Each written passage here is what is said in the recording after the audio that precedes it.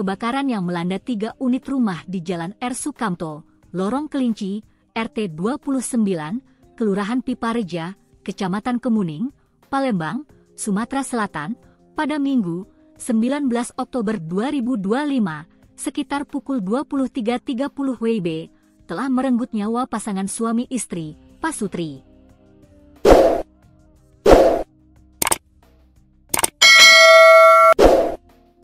Kedua korban yang tewas dalam insiden tersebut adalah Andi Rahmadani, 52, dan Etri Triani, 47.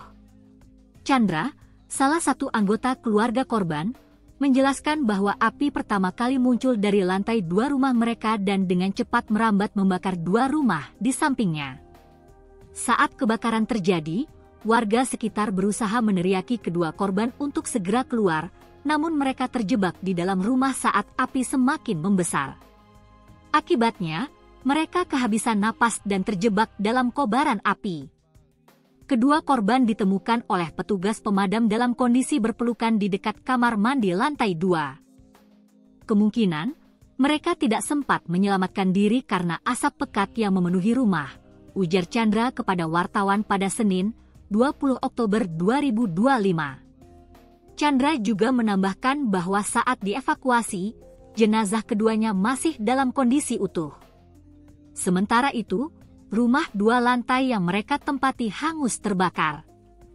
Keduanya masih dalam kondisi utuh, kemungkinan besar meninggal karena terlalu banyak menghirup asap, jelasnya.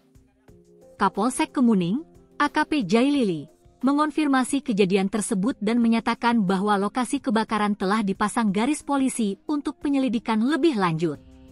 Betul ada 2 korban meninggal yang merupakan pasangan suami istri. Sekarang jenazah sudah dimakamkan di TPU Sematang Borang, ungkapnya. Setelah menjalani visum di Rumah Sakit Bayangkara M. Hasan Palembang, jenazah kedua korban telah diserahkan kepada pihak keluarga untuk dimakamkan.